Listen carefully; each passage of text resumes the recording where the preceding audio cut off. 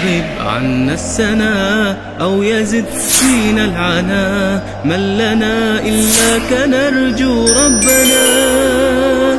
إن يغب عنا السنا أو يزد فينا العنا من لنا إلاك نرجو ربنا. في دجانا إننا قد وضعنا حملنا يا رجانا أنت من لنا وملجانا. Tout d'abord, je demande à Allah Azza wa Jal de pardonner à l'imam, notre frère l'imam, qui a dit un mot un petit peu qui me dérange. Enfin bon, c'est une bonne intention de sa part. Quand il m'a dit en arabe Fadilat al-Sheikh, ça, je sais que ça me dérange au plus haut point, parce que pour moi c'est quelque chose donc de déplacé, mais ça part d'une bonne intention et de mahabba, Inch'Allah, de sa part, c'est pour ça qu'on l'excuse. Deuxièmement, je demande aussi à Allah Azza wa Jal, on a l'habitude qu'il pardonne au frère Ilyas pour ces présentations, parce que bon, encore une fois, c'est parti un petit peu, hein. Je suis ni professeur de religion, wallah alam, je vais peut-être, c'est un des projets, donc je sais pas, le frère Ilyas a un petit peu tranché vite. Je suis pas non plus conférencier au centre islamique. Il m'arrive de temps en temps de donner une conférence au centre islamique, comme il m'arrive de donner l'Amel ou à une autre mosquée, donc voilà, je voulais rétablir ça, et je crois qu'il y avait encore une troisième chose, mais j'ai oublié. Donc voici, nous voici réunis, Inch'Allah, pour un petit rappel assez bref, Inch'Allah, sur le repentir. Donc le repentir, il faut savoir qu'il n'y a pas d'âge, il n'y a pas de catégorie, de classe sociale, de personnes bien définies. Tout le monde a besoin du repentir. Quand je dis il n'y a pas d'âge, parce que le repentir, dès que la personne, le musulman, devient responsable de ses actes devant Allah subhanahu wa ta'ala, il a cette fonction, cet état, cette action qui est le repentir, il doit la mettre en œuvre. Et ce, au dernier jour de sa vie. Donc le repentir, comme on dit en arabe, wazifatul umr. Ce n'est pas quelque chose qui a un temps bien précis, un laps de temps bien précis. Je me repens par exemple de 20 à 25 ans ou de 40 à 43 ans, etc. Non, ça, donc le tawbah, c'est quelque chose qui doit nous accompagner durant toute notre vie. C'est pour ça que même Ibn al-Qayyim rahimallah a cité cela, il a dit c'est quelque chose qui accompagne la personne toute sa vie. Celui qui, durant notre périple vers Allah subhanahu wa ta'ala, c'est quelque chose qui nous accompagne durant toute notre vie. Et bien sûr, il y a de nombreux textes qui ont été relatés, que ce soit dans le Coran, des versets coraniques ou des hadiths prophétiques, de très très nombreux textes qui évoquent at-tawbah, le repentir. J'aime comparer aussi, parce que nous sommes tous, il n'y a personne qui peut dire donc personne n'est parfait, personne n'est à l'abri des erreurs, des péchés. Certains bien sûr en commettent plus que d'autres, des plus grands que d'autres, etc. Mais personne n'est dispensé du repentir. C'est pour cela que dans un hadith que beaucoup d'entre vous ont déjà entendu, le prophète alayhi salatu wassalam dit Kullu bani Adam khatta. Tous les fils d'Adam, donc tous les êtres humains, commettent beaucoup d'erreurs, de péchés. Donc khatta, ici c'est vraiment siratul mubalagha, c'est-à-dire qu'ils font beaucoup de péchés, ils commettent beaucoup de péchés, d'erreurs, de manquements. Ils ont beaucoup de lacunes dans leurs devoirs et leurs obligations. Et le prophète alayhi salatu wassalam poursuit wa khairul khatta'in at-tawwabun. Et le meilleur de ceux qui commettent les péchés sont ceux qui se repentent. Ils se repentent sans cesse. At-tawwabun, c'est ceux qui se repentent sans cesse. Chaque fois qu'ils font une erreur, chaque fois qu'ils sont coupables d'un manquement, ils se repentent. Également, j'aime comparer l'être humain à un enfant qui apprend à marcher, qui trébuche sans cesse pour se relever. Donc c'est important également d'avoir toujours le repentir, est ce qui nous permet aussi de renouer avec Allah subhanahu wa ta'ala et de ne pas désespérer de la miséricorde d'Allah subhanahu wa ta'ala qui est immense. Et je voudrais aussi aujourd'hui, Inch'Allah, insister après sur cette immense miséricorde d'Allah subhanahu wa ta'ala. Donc c'est ce qui nous permet constamment de reconstruire, de retisser le lien avec Allah azza wa jal. Et parmi les noms, la preuve que Allah azza wa jal aime le repentir, comme on va le voir dans de nombreux textes, il y a d'abord ces noms. Parmi l'Asma al-Husna, il y a beaucoup de noms qui sont reliés au repentir. Il y a par exemple, bien sûr, Ar-Rahman, Ar-Rahim, il y a aussi Al-Ghafour, Al-Ghaffar, At-Tawwab. Tout ça, ce sont des noms, parmi les noms d'Allah Azza wa Jal, qui sont liés au repentir. Car Allah aime le repentir. Et il est celui qui pardonne énormément à ses créatures. À chaque fois, malgré le nombre d'erreurs et de fautes, etc., qu'ils commettent, Allah Azza wa Jal pardonne. Et il pardonne tellement que même les gens, même ceux parmi ses créatures, qui ont commis l'injustice suprême de lui attribuer des associés, Shuraka, donc qui sont coupables de ce qu'on appelle le shirk, qui est le péché ultime, même ceux qui ont commis ce péché-là, même ceux qui ont donc lui ont associé d'autres divinités ou autres, donc il pardonne à ces gens-là. Comme Allah a dit en Coran, Inna Allah la yaghfiru an yushraka bih wa yaghfiru ma duna dhalika liman yasha, walakin, ici il pardonne même à celui, même si la personne se repent du shirk quelques minutes ou quelques instants avant sa mort, Allah Azzawajal donc lui pardonne ce shirk. Donc il pardonne le shirk qu'il a commis, malgré que c'est le plus grand péché qui existe à la surface de la terre, à la surface de la terre. Et Allah Azzawajal a ordonné tous les croyants, sans exception, tous les croyants et toutes les croyantes, il leur a ordonné de se repentir. Alors se repentir, ça ne veut pas seulement dire se repentir des péchés. Quelqu'un croit seulement uniquement lorsqu'on fait un péché, on doit se repentir. Se repentir, le verbe même tabayatu vient, taba qui veut dire raja'a, c'est revenir vers Allah subhanahu wa ta'ala.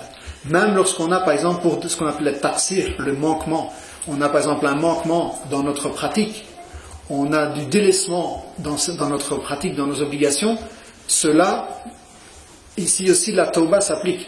Il ne faut pas croire uniquement parce que je fais un péché, quelque chose d'interdit. La tauba s'impose également lorsque on a des manquements par rapport, même on n'a pas fait un interdit en soi, mais on a des manquements par rapport aux obligations et même l'idéal par rapport à ce qui est recommandé. Cette tauba est donc la ferme volonté de revenir vers Allah en s'améliorant. Donc on voit que c'est un concept beaucoup plus large. Et donc, comme j'ai dit, Allah a ordonné à tous les croyants et croyantes de se repentir. Allah subhanahu wa ta'ala dit wa tubu ila Allah, tubu ila Allah jami'an. Allah nous a ordonné, il dit repentez-vous tous auprès d'Allah subhanahu wa ta'ala. Tubu ila Allah jami'an ayyuhal mu'minun la'allakum tuflihun. Donc repentez-vous tous autant que vous êtes auprès d'Allah, peut-être réussirez-vous, atteindrez-vous la réussite.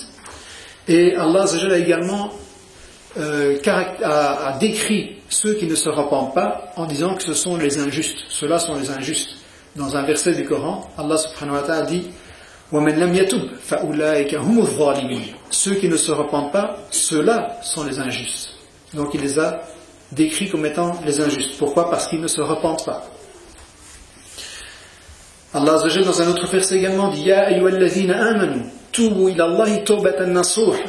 Donc repentez-vous auprès d'Allah Azza wa Jalla d'un repentir sincère. Un nasuh qui vient de la racine un nush, qui donc est quelque chose de pur, de purifié, dans lequel il n'y a aucune il n'y a pas de déchets, donc c'est vraiment quelque chose comme le miel qui est purifié de toute saleté, etc. C'est ça donc, de cette racine-là, nasuh, un repentir sincère, pur. Et donc Allah Azza wa Jal, on a vu tous ces versets, et il y a une chose sur laquelle je voudrais attirer c'est en deux facettes. Il y a une facette, c'est le fait de ne pas sous-estimer les péchés. Ne pas sous-estimer les péchés. Parce que on a certaines personnes qui sous-estiment les péchés. Et comme on va le voir, le repentir est intrinsèquement lié, c'est un acte du cœur, c'est un acte avant tout du cœur.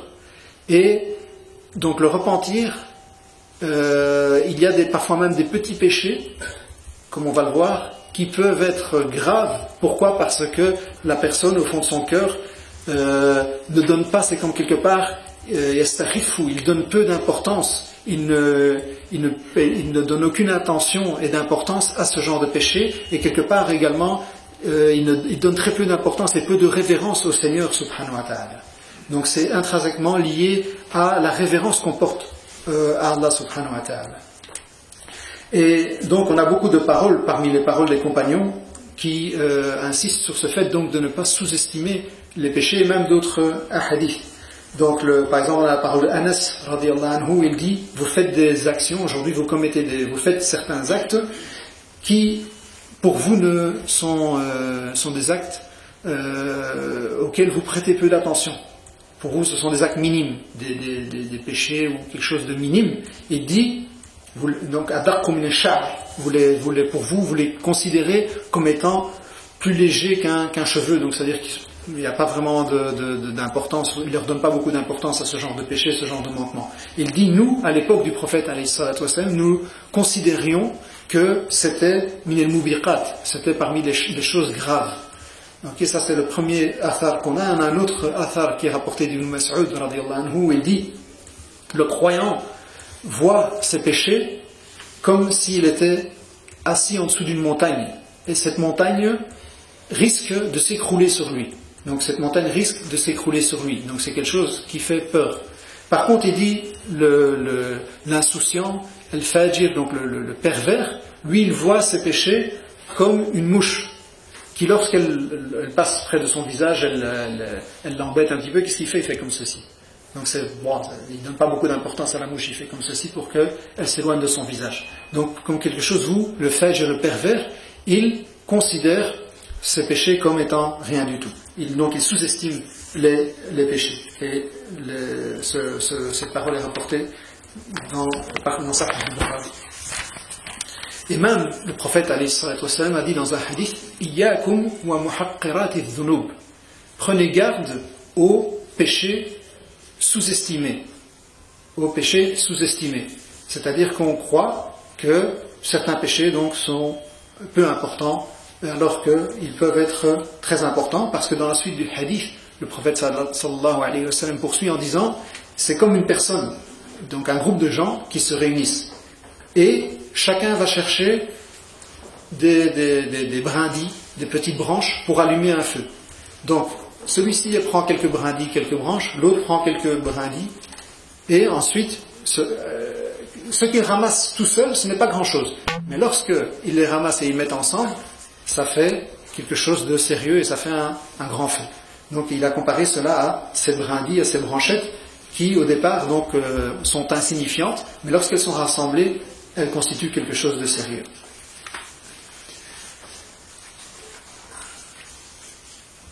Également, il y a une règle importante, c'est que, comme on dit, il n'y a pas de kabir, il n'y a pas de grand péché avec l'istighfar, avec le repentir sincère, tout comme des petits péchés peuvent devenir des grands péchés, mal israr, avec la continuité, le fait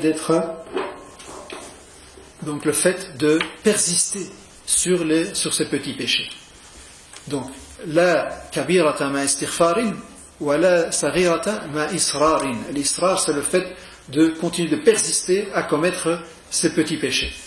Attention, comme on va le voir tout à l'heure, ce n'est pas parce que la personne recommence les péchés, s'il se repent sincèrement, cela lui est pardonné par Allah subhanahu wa ta'ala. Mais si il commet sans cesse les petits péchés avec ce qu'on appelait ce istighfar, donc ce sentiment que ce n'est pas grave et que ce n'est pas grave, à ce moment-là ça peut devenir une kabira, ça peut devenir un grand péché, même si le statut du péché au départ n'est pas considéré comme un grand péché. Parce que vous savez que les grands péchés, il y a différents critères pour pouvoir classer un péché comme étant parmi ce qu'on appelle le kabair, les grands péchés, les péchés majeurs. Mais donc tous les péchés, de toute façon de manière unanime, les péchés sont classifiés en deux catégories. Il y a les grands péchés et les petits péchés. Et ce qu'on a voulu dire par là, c'est que des petits péchés, des choses qui n'ont pas le statut de grands péchés, peuvent devenir grands. Pourquoi? Parce qu'on persiste sur ces petits péchés. Par rapport à ça, je voudrais relativiser aussi, surtout par rapport à la jeunesse, pour ne pas donner, donc pour pouvoir mettre un équilibre, pour pouvoir équilibrer cela. De l'autre côté, il ne faut pas non plus dramatiser à outrance les péchés, et surtout des petits péchés. Je vais m'expliquer. Parce que ça peut être une porte d'entrée pour Shaitan pour causer le désespoir et pour introduire le désespoir auprès de ce jeune ou auprès de la personne en général. Par exemple, on a déjà entendu ou on nous rapporte ou même certains jeunes racontent, ils abandonnent la pratique. Et lorsque on les questionne à ce sujet, on leur dit pour quelle cause, pour quelle raison as-tu abandonné la pratique? Ils disent parce que, par exemple, je regarde des sites qu'il ne faut pas regarder, ou je m'adonne à la masturbation, ou j'écoute de la musique, et je me sens sale et hypocrite, donc je ne peux pas continuer ma pratique. Comment veux-tu que je fasse la prière alors que je fais des péchés comme ceux-là? Et ça, ici, regardez, c'est une ruse de Shaitan. Pourquoi? Parce qu'il fait abandonner à la personne ce qui est fondamental, comme la prière et les obligations, et même, on va dire, la pratique religieuse en général. Pourquoi? Parce que il commet des petits péchés ou des péchés. Donc ici, faites attention, ça peut être une ruse aussi de Shaitan ici, de causer le désespoir. Pourquoi? Parce que, quelque part, et quelque part, c'est vrai, il faut aussi relativiser, même c'est pour ça que en règle générale, les hadiths que je viens de vous citer, il faut faire attention à tous les péchés. Comme ils ont dit aussi, ne regarde pas la petitesse du péché, mais regarde la grandeur de celui que tu désobéis, Allah subhanahu wa ta'ala. Ça c'est vrai, c'est une règle générale. Mais également, il ne faut pas dramatiser à outrance et dire aux jeunes, par exemple, qui commettent des péchés, toi, par exemple, qu'est-ce que tu fais, etc. Et alors que le jeune va être vraiment frappé par un désespoir, ce qui peut même l'amener à ce moment-là à abandonner les pratiques religieuses. Donc il faut garder un équilibre ici. Personne ne pourra abandonner du jour au lendemain tous les péchés auxquels il s'est adonné pendant des années. C'est très difficile. Donc ici également, la priorité, c'est d'abandonner, de délaisser d'abord le kaba'ir, les grands péchés. Si quelqu'un est il est touché par des kaba'ir et par des sarair, l'idéal, bien sûr, ça c'est dans l'idéal, c'est d'abandonner tout ce qui contrevient, tout ce qui est péché. Mais il faut commencer à s'atteler, bien sûr, à délaisser et à abandonner les grands péchés, avant les petits. Si vraiment la personne a difficile, au moins qu'il s'attelle et qu'il fasse tous ses efforts pour abandonner, à commencer par abandonner et par délaisser, à abandonner le kaba'ir. Et puis petit à petit, comme ça, bien sûr, il essaye d'abandonner tous les péchés, en commençant par l'ordre de gravité. Donc ceci dit, il faut, comme on a dit, bien sûr on met en garde contre tous les genres de péchés, mais attention aussi à ne pas être touché par le désespoir. Et à ce qu'on appelle aussi le taswif. Le taswif, c'est le fait de remettre à plus tard, de postposer le repentir. Certains disent, j'ai encore ma maison à rembourser, donc pourquoi je fais la prière maintenant? Pourquoi? On va aller à fond, on va se donner à fond, tant que je rembourse, le reste aussi je vais me donner à fond, m'allège. Et le jour où sera remboursé, à ce moment-là je vais m'y mettre sérieusement. Certains jeunes, aussi avec quoi? Avec le mariage. Ils disent, pour le moment je ne suis pas marié, donc c'est difficile, etc. Un peu à gauche et à droite, un peu de zigzag. Laisse tomber, pour le moment, autant m'y donner à fond. Et le jour où je vais me marier, à ce moment-là, je vais reprendre, comme on dit, ni'ishen. C'est le mot qu'on entend, ni'ishen, la pratique. Je vais reprendre à fond, etc. Alors que, bien sûr, c'est une règle qui va... Tout le monde sait ça, la mort, on ne sait pas quand elle va nous frapper. وَمَا تَدْرِي نَفْسٌ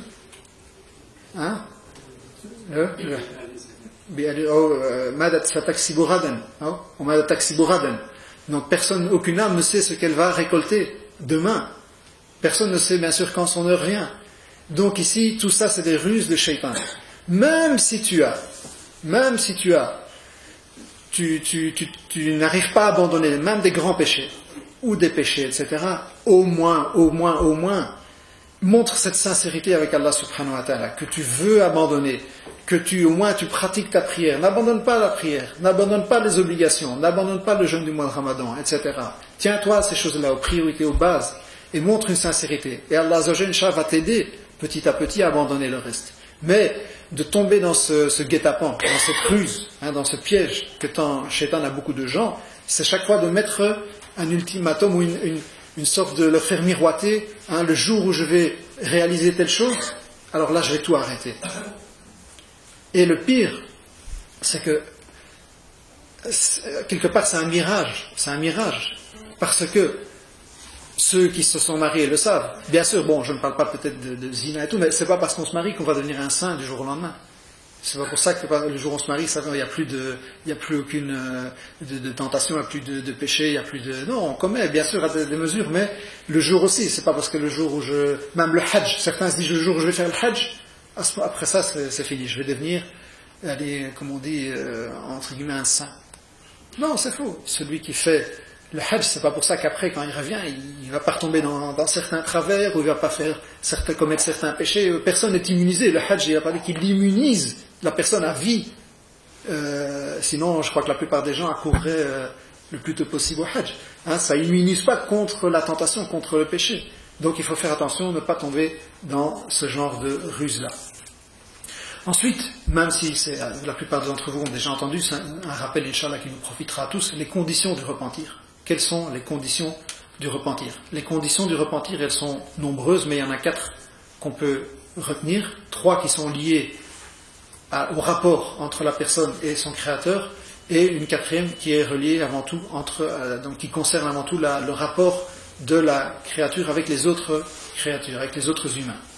Parmi les conditions, d'abord le fait de délaisser, d'abandonner le péché. Quand on dit abandonner le péché, c'est avoir la ferme volonté donc de sortir de cet endroit, d'abandonner le péché, d'avoir la ferme volonté de le faire. Par exemple, ça peut aussi être le fait de quitter, comme on va le voir, une mauvaise fréquentation, qui nous pousse au péché, en attendant donc que la personne se renforce. Donc de quitter cet endroit, ce qu'on appelle l'iqla' anidhem, donc c'est le fait d'arrêter, de stopper, de commettre ce péché. La deuxième condition, c'est un nadam, le regret. Le regret. Regretter sincèrement ce qui a été fait. Regretter pour Allah subhanahu wa ta'ala. Donc on regrette, on éprouve du regret d'avoir commis ce péché. La troisième, c'est al-azmu ala adami al-aouda wal-mu'awada. Le fait d'avoir une ferme volonté, la ferme intention sincère devant Allah subhanahu wa ta'ala de ne plus commettre ce péché à une autre reprise. Ici, bien sûr, quand on dit l'azm, c'est avoir une volonté sincère. Parce que, bien sûr, il y a ce qu'on a appelé tawbatul kadhabin. Tawbatul kadhabin, c'est tawba bil kalam. C'est le fait de dire astaghfirullah, astaghfirullah, mais on se complaît dans le péché. On ne l'abandonne pas. Et on sait très bien, à la limite, qu'on va y rester. Ça, on peut dire astaghfirullah autant de fois qu'on veut, c'est ce qu'on appelle le repentir des menteurs, le repentir mensonger. Okay? Donc quand on dit l'azm, c'est le fait d'avoir la ferme volonté, intention de ne plus commettre ce péché. Ce qui ne veut pas dire que si on le commet, par exemple, on a succombé à la tentation, à ses passions, et on le commet une autre fois, ça ne veut pas dire pour ça que tout est annulé. Non, on doit recommencer la tauba et que la première tauba n'était pas valable. Non. Pourquoi? Parce qu'à l'instant de la tauba, on a la ferme intention de ne plus recommencer. C'est une histoire de sincérité entre vous et le Créateur. C'est-à-dire qu'il faut cette volonté sincère qu'on veut, on a cette volonté de ne plus le refaire. Mais si par après on succombe aux passions et on recommence à faire ce péché, bien sûr, le repentir est tout à fait valide et tout à fait sincère. Pourquoi? Parce qu'il y avait cette sincérité. Et ensuite, il y a la 4e condition. Donc ces 3-là, elles concernent la personne et son Seigneur. La 4e condition, elle concerne la personne et les gens qui l'entourent, les autres êtres humains. C'est ce qu'on appelle les huquq ou le mazalim. Donc tout ce qui touche au bien, à l'honneur des autres personnes autour de nous. Que ce soit le fait d'avoir volé quelque chose à quelqu'un, d'avoir cassé quelque chose, d'avoir abîmé les biens d'autrui, le fait d'avoir médit sur une personne, etc. Donc tout ce qui touche les biens ou l'honneur des gens qui nous entourent. Toutes sortes de nuisances qu'on procure, qu'on cause à autrui. D'accord, ça? Et ici, j'attire votre attention. Les 3 premières conditions, elles sont bien sûr toujours ouvertes. Elles sont, parce que c'est entre la personne et son Seigneur. À tout moment, il peut se repentir, demander, implorer le pardon d'Allah Azza wa Jalla. Mais je me mets en garde moi-même et j'appelle mes frères à faire très attention à cette quatrième condition, ce qu'on appelle el-mazalim, le fait de nuire aux autres. Pourquoi? Parce que parfois, comme on va le voir, la condition ici, c'est de réparer son tort, réparer le tort qu'on a causé. Et parfois, c'est très difficile. Pourquoi? Parce qu'il y a plusieurs obstacles qui se dressent sur notre route. Parfois, par exemple, on n'a plus l'objet, on a peur de réaction, on a peur de ce que la personne va dire. Et il y a aussi, attention, el-kibr, l'orgueil de l'âme, qui fait qu'on a peur de se rabaisser, d'aller demander pardon à l'autre. Si on a médit sur des gens, c'est très difficile pour le nefs d'aller chez quelqu'un et lui dire « Akhi, je suis désolé, veuille bien me pardonner et m'excuser parce que j'ai médit sur toi. » Il y a beaucoup de gens qui n'osent pas se rabaisser, parce que pour eux, ils considèrent ça bien sûr comme un rabaissement. L'âme humaine avec son orgueil, est très difficile parfois aller chez les gens pour demander pardon. Donc il faut faire très très attention à ça. Surveiller nos actes. Si on peut ne causer de tort à personne, que ce soit le moindre tort, et ne médire de personne, il faut absolument faire attention à ça. Pourquoi? Parce que, comme on a vu ici, la condition pour ce quatrième type, c'est de réparer le tort. Et comme vous savez, réparer le tort, c'est par exemple si on a volé une chose, la remettre à la personne. Si on l'a abîmé, réparer ou repayer la chose. Et si on n'a pas dans médit de quelqu'un, c'est demander pardon. Et aussi, là où on a parlé en mal de cette personne, parler en bien et dire aux gens, voilà, je me suis trompé, j'ai dit du mal de cette personne et je me suis trompé. Ça aussi c'est difficile. Ici l'orgueil peut intervenir. Pourquoi? Parce que quelque part on perd la face devant les gens. Tiens, il y a 4-5 jours tu critiquais, maintenant tu dis du bien, etc. À la commune, bien sûr, chez certaines personnes ça peut être très difficile. Donc faire attention à tout ce qui est le tort et les nuisances causées aux autres. Et bien sûr, la condition, on n'en a pas parlé, mais c'est une condition qui va de soi, c'est l'ikhlas, que ce repentir soit fait sincèrement pour rechercher l'agrément et la satisfaction d'Allah subhanahu wa ta'ala. Pas parce que ça peut nuire à ma réputation, ou parce que à ma dignité, ou parce que les gens peuvent me voir, ou autre. Ça, c'est pas un repentir sincère. Le repentir sincère, c'est uniquement celui qui est fait en vue de l'obtention de l'agrément et de la satisfaction d'Allah subhanahu wa ta'ala. Pas pour sauver ma réputation ou ce que les gens vont peut-être dire de moi, le qu'en dira-t-on, etc. Ça, ce n'est pas un repentir sincère. Ou alors un repentir parce que c'est pas bon pour la santé. Par exemple, je me repens de boire, par exemple, de l'alcool fumé parce que c'est pas bon pour la santé. Non, je me repens d'abord pour Allah Azza wa Jalla avant tout. Après, bien sûr, c'est mauvais pour la santé, etc. Bien sûr, mais je me repens pourquoi? À Allah Azza wa Jalla et pour Allah subhanahu wa ta'ala.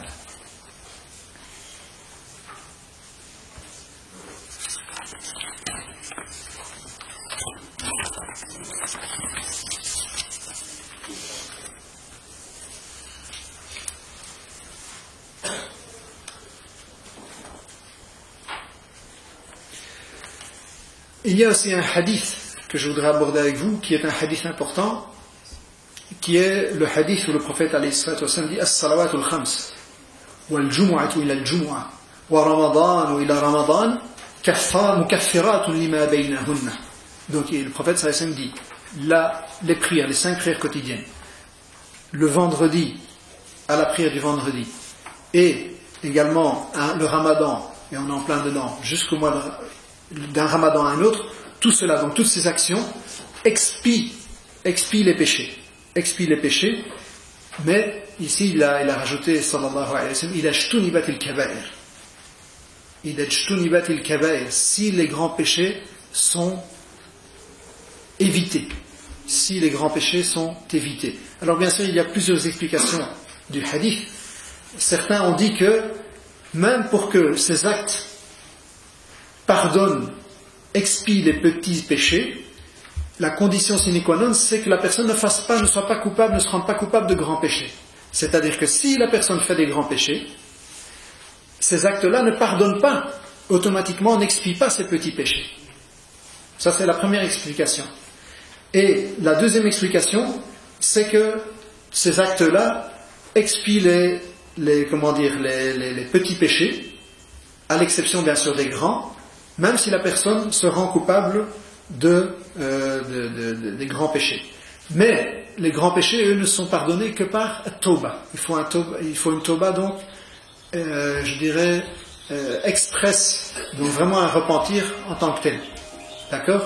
Tandis que le sara'ir, surtout, bon, si les grands péchés sont évités, vous savez, sont pardonnés par ces actions de bien, par les 5 prières quotidiennes, qui sont comme un lavage, un lavement que la personne fait, également d'une prière de Jumu'ah à l'autre, également d'un Ramadan à un autre.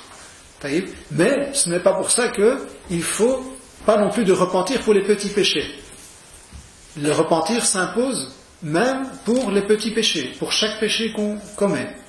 Mais c'est un hadith qui est un hadith donc de promesse, et un hadith donc vraiment qui annonce quelque part une bonne nouvelle aux croyants, que ces actions-là sont expiées, que les petits péchés sont expiés par ces actions. Également une chose importante par rapport aux péchés, c'est de les faire suivre par des bonnes actions. Dans un hadith, le prophète alayhi salatu wa sallam dit Atbi al-sayyata al-hasana al-hasanata tamhuha. Fais suivre les péchés par des bonnes actions, elles les effaceront. Donc à chaque fois que la personne est coupable, commet un péché, qu'il le fasse suivre ensuite par une bonne action. Par exemple, quelqu'un a fait un péché, fait le suivre par une sadaqa, donne une aumône. En plus, bien sûr, de repentir. Fais une prière surrogatoire. Fais un jour de jeûne surrogatoire. Tout ça, ce sont des bonnes actions qui effacent les péchés que tu aurais pu commettre. Donc également, très important, essayons d'avoir ça à l'esprit. À chaque fois qu'on fait un péché, essayons ensuite de l'expier par le faire suivre par une bonne action. Et bien sûr, les portes des bonnes actions sont très nombreuses.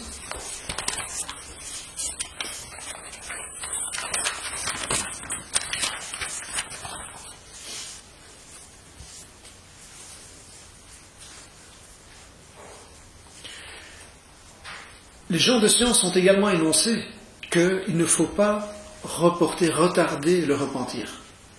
C'est ce qu'on appelle wujub at-tawbati ala al-fawr, le fait que le repentir s'impose directement, sans le reporter à plus tard. Donc, ça aussi c'est important. Parce que, encore une fois, si on ne se repent pas directement, on peut oublier de se repentir. Ou on peut être occupé par autre chose et oublier le repentir. Donc, faisons attention de nous repentir le plus rapidement possible.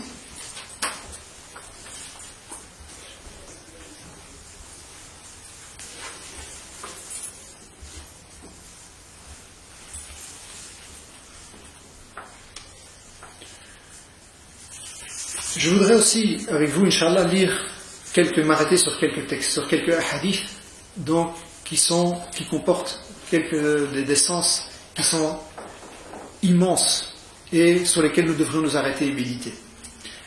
Nous montrer durant ce mois, qui est le mois de la miséricorde, montrer l'ampleur de la miséricorde de notre Créateur subhanahu wa ta'ala. Et qu'il veut pour nous que nous nous repentions, que nous revenions à lui. Et que, comme on va le voir, cela satisfait et fait plaisir à Allah Azza wa Jal de pouvoir donc accorder le repentir et pardonner à ses créateurs. C'est la base, c'est qu'Allah Azza wa Jal est miséricordieux. Mais attention à ne pas comprendre cette miséricorde en se complaisant dans le péché, en disant Inna Allah Ghafur Rahim, comme certains l'ont compris de travers. Non, si la personne agit dans le bien, fait le bien, à ce moment-là, bien sûr, il espère la miséricorde. Et même celui qui commet des péchés, mais qui regrette sincèrement, qui se repent, la miséricorde d'Allah est sans limite. Et on va voir, Inch'Allah, dans ces textes. Parmi les textes avec lesquels je voulais m'arrêter sur vous, il y a le hadith où le prophète alayhi salatu wassalam dit qu'Allah Azza wa Jal a inscrit dans un écrit, il a mis un écrit et qu'il a placé au-dessus de son trône, où il dit, comme dit le prophète, Inna Allah kataba fi kitabin fahuwa indahu fawq al-arsh anna rahmati sabaqat ghadabi. Donc Allah Azza wa Jal a écrit donc un écrit qu'il a placé Regardez l'importance de cet écrit. Il est placé au-dessus du trône. Au-dessus du trône qui est la créature la plus immense d'Allah Azza wa Jal, le trône. Et qu'est-ce qu'il a écrit sur cet écrit? Qu'est-ce qu'il y a d'écrit? Inna rahmati sabaqat ghadabi. Ma miséricorde précède mon courroux, ma colère. Et dans une autre version, tarlibu. Elle est supérieure à, ma miséricorde est supérieure, l'emporte sur ma colère. Ce hadith, pour quiconque le médite, est un hadith vraiment immense. Regardez l'importance qu'Allah donne à la miséricorde. Il a fait écrire cela et il l'a placé, pas n'importe où, au-dessus du trône, comme une sorte de slogan, que la miséricorde dépasse, ma miséricorde l'emporte, précède ma colère. Donc ça, c'est un hadith sur lequel on doit méditer, qui doit être une ligne de conduite dans notre vie, duquel on doit constamment se rappeler, dans notre relation avec Allah Azza wa Jal. Vous connaissez tous, vous avez tous entendu aussi parler de ce hadith, qui est un hadith qui contient énormément d'enseignements, qui est le hadith de la personne qui a tué 99 âmes, 99 personnes. Et c'est un hadith que beaucoup ont déjà entendu, mais sur lequel il convient également de revenir et d'en tirer les enseignements. Donc, dans ce hadith, le prophète sallallahu qui est rapporté dans Sahihain, le prophète sallallahu dit, il y avait parmi les communautés qui vous ont précédé, les gens qui ont vécu avant vous, il y avait un homme qui a tué 99 personnes. Il a tué 99 personnes. Et il a demandé, il a posé la question, il a demandé à ce qu'on le guide, qu'on le renvoie à la personne la plus savante de son époque, la plus savante sur terre à son époque. Et les gens lui ont indiqué un adorateur, Rahib, une personne qui s'est retranchée du monde et qui adore Allah Azza wa Jal. Et il est venu trouver cette personne, ce Rahib, cet adorateur, cet ascète, et il lui a posé la question. Il lui a dit, est-ce que voilà mon cas, j'ai tué 99 personnes. Est-ce qu'il y a une chance? Est-ce qu'il y a une chance quand même? Est-ce qu'il y a une occasion, une porte ouverte pour que je puisse me repentir? Ou bien, comme on dit, est-ce que l'affaire est entendue? Il n'y a pas de repentir pour moi, qu'il me soit accordé. Et qu'est-ce qu'il lui a répondu le Rahib? Par ignorance, il lui a dit non. 99 personnes, c'est trop. Il n'y a pas de repentir possible. Et regardez, quelque part ici, c'est un peu ce dont on parlait tout à l'heure. Il a dit, s'il n'y a pas de repentir, pourquoi se retenir? Il l'a tué. Il l'a tué, ce qui porte le nombre à 100 personnes. Il est passé de 99 à 100, avec l'adorateur. Il s'est dit, il n'y a pas de repentir. Voici, il n'y a pas de repentir. Qu'est-ce que j'ai à perdre? Hop, il a terminé donc avec lui et ça fait 100 personnes à son compteur. Et ensuite, il a eu un nouvel élan d'espoir. Il a demandé quand même, montrez-moi maintenant quelle est la personne la plus savante sur terre. Je vais quand même reposer la question. Et là, cette fois-ci, on lui a indiqué un savant. Une personne, non pas qui s'adonne uniquement à l'adoration, mais qui a une connaissance profonde de la religion. Et il lui a posé la même question. Est-ce qu'il y a une possibilité que je me repente ou pas? Ou est-ce que l'affaire est entendue, il n'y a plus d'espoir? Et regardez la phrase connue qu'il lui a dit ce savant, il a dit qui pourrait empêcher, qui pourrait être un obstacle entre toi et le repentir? C'est entre toi et Allah subhanahu wa ta'ala. Est-ce qu'Allah à un moment, est-ce qu'Allah à un moment ferme la porte du repentir? Quelle est la réponse? Est-ce qu'à un moment on peut dire, voilà, j'ai commis autant de péchés, il n'y a plus de repentir pour moi? Non, bien sûr. Quoi qu'on ait fait, on a vu même le shirk qui est le plus grand péché, le péché ultime. Allah Azza wa Jalla, si on se repent sincèrement, nous le pardonne. Jusqu'à ce que, bien sûr, ce qu'on appelle jusqu'à ce que donc l'âme sorte du gosier et que la mort, donc à ce moment-là, bien sûr, il n'y a plus de repentir parce qu'on a eu l'occasion avant et là, c'est terminé. Là, on voit, comme on dit, on a une telle certitude que toute personne se repentirait. Mais il est à ce moment-là trop tard. Mais avant cela, la porte est ouverte pour le repentir. Allah Azza wa Jalla jamais ne ferme la porte du repentir, quoi qu'on ait fait. Donc celui-là qui a tué 100 personnes, bien sûr que la porte est ouverte du repentir. Et à ce moment-là, bien sûr, là, qu'est-ce que lui a dit comme conseil également cette personne, cet érudit, ce savant, ce docte, il lui a dit, mais, et il y a aussi une leçon ici très importante, il a dit les gens parmi lesquels tu vis, ce sont des gens, c'est une terre ardoussou, ce sont des gens qui ne sont pas, donc qui ne t'encouragent pas à l'adoration et à l'obéissance, ce sont des gens qui t'encouragent au péché. Donc il a dit, quitte cette terre et dirige-toi vers une terre d'obéissance, vers une terre donc où les gens adorent Allah subhanahu wa ta'ala, où tu auras donc plus facile à la pratique. Qu'est-ce qu'on retire également comme enseignement de ce hadith? On retire comme enseignement l'importance de la bonne compagnie. Et ça c'est essentiel pour nous tous, parce qu'on est toujours influencé par l'environnement, par le milieu. Et ici j'aimerais attirer votre attention, même le prophète sallallahu alayhi wa sallam dit dans un autre hadith que les personnes qui ont le tempérament le plus doux, ce sont les bergers. Et ceux qui ont le tempérament le plus dur, ce sont les chameliers. Pourquoi? Parce que, quand les savants ont expliqué ce hadith, ils ont dit parce que la nature du mouton est plus douce. Et en général, même le berger, en règle générale, quelque part, les moutons avec lesquels il est, etc., ça a une certaine influence, un certain impact sur son caractère, sur son tempérament. Alors que le chameau est un animal plus rude, est un animal qui a un certain caractère. Parce que, je ne sais pas si vous connaissez, les chameaux, ils ont un certain caractère au niveau de la vengeance, etc. Donc, quelque part, de là, les savants ont dit, si même les animaux avec lesquels on est constamment en relation peuvent avoir une influence sur le tempérament et le caractère de la personne, que dire des êtres humains? Comme on dit, benu jinsi, donc c'est semblable. Donc ici, c'est très très important, ce qu'on appelle rifqatus saliha, donc la bonne compagnie. Et surtout, bien sûr pour les jeunes. Surtout pour les jeunes. Parce que, c'est des choses connues, mais on le rappelle, la plupart, beaucoup de jeunes, si on les prend tout seuls un par un, ils ne sont pas mauvais foncièrement, au contraire.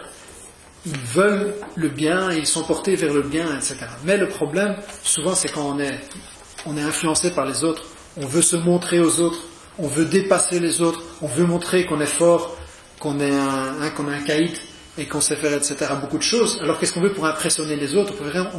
Ou alors on veut dépasser les autres, on veut montrer aussi un petit peu, on veut assurer ou imposer sa personnalité, montrer qu'on est quelqu'un de sérieux, etc. Alors qu'est-ce qu'on fait? On est parfois porté au péché.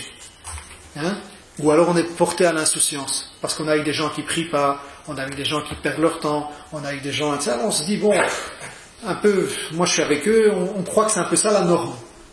Moi je suis comme ça, donc pourquoi me dépasser, pourquoi faire quelque chose, alors que tout le monde autour de moi est comme ça. C'est pour ça que l'idéal, je dis toujours, le fait de la religiosité, c'est comme un peu le sport. Le sport, c'est la même chose. Si vous pratiquez toujours du sport avec des gens qui sont faibles, qui jouent pas bien, quelque part, vous allez croire que vous êtes arrivé à un très bon niveau. Vous dites, moi je suis quand même bon, regarde, chaque fois je les bats. Je joue par exemple au tennis, à chaque fois je bats cette personne, donc j'ai quand même un bon niveau. Mais il suffit qu'on joue avec quelqu'un qui a un meilleur niveau pour, se faire battre à plat de couture, comme on dit. Donc c'est important aussi dans la religiosité de viser haut et de voir toujours plus haut, d'être avec des gens qui sont meilleurs que nous, pour qu'ils nous tirent vers le haut. Parce que sinon, qu'est-ce qu'on va faire? On va être vite content, vite satisfait, on va dormir, comme on dit, sur nos lauriers, comme dit l'expression consacrée. On dit c'est bon, j'ai atteint un certain niveau, regarde, je suis avec les gens, j'ai mes 5 prières, ça bon, c'est déjà très bien, mais je dis, pour aller plus haut, pour être tiré vers le haut, il faut toujours regarder. C'est pour ça qu'il y a cette sagesse qui dit, par rapport au bas monde, par rapport aux choses matérielles, regarde toujours les gens qui sont moins bien lotis que toi, et remercie Allah Azzawajal. Et ce contentement, al-qana'a, tu regardes les gens qui ont moins que toi. Regarde par exemple aujourd'hui, subhanallah, quand on voit les images des frères au Pakistan, qui n'ont plus rien du tout, subhanallah. Vraiment, tu vois, ils ramassent leurs affaires dans la boue, les couvertures dans la boue. Où est-ce qu'ils vont dormir ce soir? De l'eau partout, ils n'ont plus de maison, ils n'ont plus de toit, etc. Regarde dans le bas monde et dis, alhamdulillah, tu as un toit, ce soir tu sais où tu vas dormir, tu vas être à l'abri du froid, de la chaleur, tu auras une assiette remplie, etc. Dis alhamdulillah, remercie Allah pour le matériel, donc regarde toujours les gens qui sont moins bien lotis que toi. Par contre, pour ce qui est des bonnes œuvres et de l'adoration, regarde toujours plus haut que toi. Ne te dis pas, ouais, alhamdoulilah, je suis bien quand même, je fais mes prières, je fais, etc. C'est bon, alhamdoulilah. Regarde les gens qui sont bien plus haut que toi. Et c'est ça qui va te tirer, qui va te motiver à aller plus loin et qui va te tirer vers l'avant. Et donc, pour terminer sur ce hadith, donc il a suivi le conseil du savant et il a emprunté le chemin de ce territoire où il y avait des gens bienfaisants, des gens donc avec lesquels il allait s'améliorer. Et il est mort en cours de route. En cours de route, il est mort. Et c'est là que les anges de la colère, donc les anges du châtiment et les anges de la miséricorde, ont regardé. Ils sont venus pour voir, pour reprendre son âme. Et là, qu'est-ce qu'il a été dit? Il a dit, regardez la terre de laquelle il est la plus proche. Est-ce qu'il est encore plus proche de la terre qu'il a quittée, c'est-à-dire d'une terre de désobéissance, là où il a commis ses méfaits, ou est-ce qu'il est plus proche de la terre du repentir et la terre du bien? Et même dans une autre version, il est dit qu'Allah Azza wa Jal a dit à la terre, regardez de nouveau l'immensité de la miséricorde d'Allah subhanahu wa ta'ala. Dans une autre version, il est dit qu'Allah Azza wa Jal a dit à la terre, donc de la terre du mal de s'éloigner et à la terre du bien de se rapprocher pour qu'il puisse être plus proche de la terre du bien qu'il visait, vers laquelle il se rendait. Et donc ça nous montre encore l'immensité d'Allah Azza wa Jal, le fait qu'Allah Azza wa Jal veuille nous pardonner et qu'il recherche pour les gens le paradis et la miséricorde et le pardon. Donc il y a beaucoup d'enseignements qu'on peut tirer et retenir de ce hadith. Dans un autre hadith, toujours dans le Bukhari et Muslim, un homme a fait un péché. Asaba dhanban. Un homme a fait un péché. Et il a dit, Ya Rab, inni adhnabtu. Oh Seigneur, j'ai commis un péché. Faghfirhu li. Pardonne-le-moi. Et regardez la réponse d'Allah subhanahu wa ta'ala. Allah subhanahu wa ta'ala dit, Alima abdi anna lahu rabban yaghfiru dhanba wa ya'khudhu bihi. Faghafara lahu. Dans cette phrase, Allah Azza wa Jal dit, mon serviteur sait qu'il a un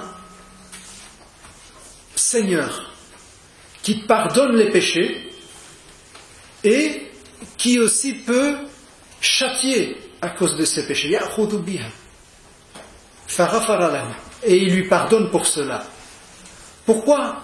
Parce que cette personne a fait preuve de contrition et d'un repentir sincère. Et ça, c'est important, c'est cet acte du cœur, ce sentiment de regret, de contrition qu'on a. Et savoir que la personne, parce que regardez, dites alhamdoulilah à la personne qui sait déjà le repentir, prendre conscience du repentir, c'est un immense bienfait. Pourquoi? Parce qu'il y a des milliards de gens sur terre qui, lorsqu'ils commettent des péchés, des méfaits, que ce soit en commençant par la mécréance ou autre, et même parmi les musulmans qui sont dans l'insouciance, qui n'ont pas conscience de ce péché. Parfois on entend des récits ou parfois les frères qui sont confrontés à ce genre de problème, qui écoutent un peu les confessions ou les problèmes des musulmans, etc. Ils entendent des jeunes qui viennent et disent voilà, j'ai commis l'adultère, j'ai commis la fornication, j'ai braqué une banque, j'ai fait ceci, j'ai vraiment des choses graves. Et des fois, on ressent, il n'y a pas vraiment ce sentiment de gravité ou de contrition auprès de cette personne. Il dit qu'est-ce que je dois faire, comme s'il il avait écrasé une fourmi ou il a fait quelque chose de tout à fait anodin. Voilà, qu'est-ce que je dois faire pour réparer? Et voilà, il te regarde. La première chose, vraiment à prendre conscience, c'est sentir quand même l'énormité et ce sentiment donc de regret, de contrition qui est important. Et donc déjà quand la personne, avec la révérence qu'il voue à Allah Azza wa Jal, il a conscience, il a consciemment en tête le repentir, ça c'est déjà un bienfait immense de la part d'Allah Azza wa Jal, pour lequel il faut remercier Allah subhanahu wa ta'ala, parce que je vous dis, beaucoup de gens sont dans l'insouciance, beaucoup de gens ne se repentent jamais, beaucoup de gens ne savent même pas ce que c'est le repentir. Il y a beaucoup de gens, ils ne savent pas qu'est-ce qu'il y a, Allah Ghafur Rahim, etc., mais ils ne se repentent pas, ils ne connaissent pas les conditions du repentir, etc. Ils ignorent tout du repentir. Donc ça c'est déjà un grand bienfait duquel il faut prendre conscience. Et donc cette personne dans le hadith, ce qui est important ici, il a refait un autre péché. Et à chaque fois il a redit la même phrase. Et Allah Azza wa Jal lui a donné la même réplique, c'est-à-dire qu'Allah lui a pardonné à chaque fois. Et dans l'explication donc de ce hadith, il est dit que à chaque fois donc, mais bien sûr ici, la condition c'est qu'à chaque fois il avait cette sincérité. Quand il a fait le repentir, parce qu'à chaque fois il a recommencé, parce qu'il y a attention, il y a le fait, il faut faire attention à ne pas se moquer quelque part d'Allah Azza wa Jal. Ah si, il y a un problème. C'est bon? Donc il faut faire attention à ne pas. Il faut faire attention à ne pas quelque part se moquer d'Allah subhanahu wa ta'ala. Se moquer d'Allah subhanahu wa ta'ala comment? Déjà? Voilà. Donc se moquer en quelque part d'Allah Azza wa Jal en disant oh, astaghfirullah, astaghfirullah, mais on sait très bien qu'on continue, on persiste sur le péché, et on sait très bien qu'on a, à la limite, on va recommencer sans aucun problème. Ça, c'est pas un repentir, ça c'est un repentir comme un shekli d'apparence, mais c'est pas un vrai repentir. Cette personne dans le hadith, il avait vraiment, comme j'ai dit, il avait la ferme intention de ne plus refaire le péché, mais après il a succombé. Certains ont dit il a fait un autre péché, pas le même. C'est pour ça que, et d'autres ils ont dit non, même.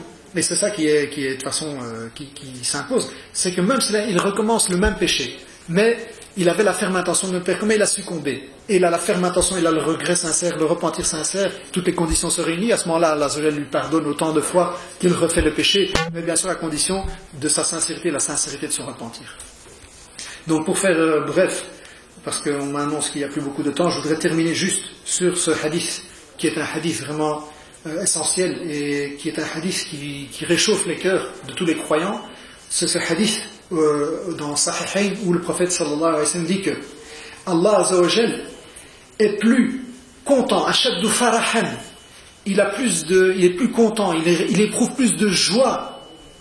Donc lorsqu'un bitobati abdihi, lorsqu'un de ses serviteurs se repent, que la personne qui circule, qui voyage dans le désert, sur une terre désertique.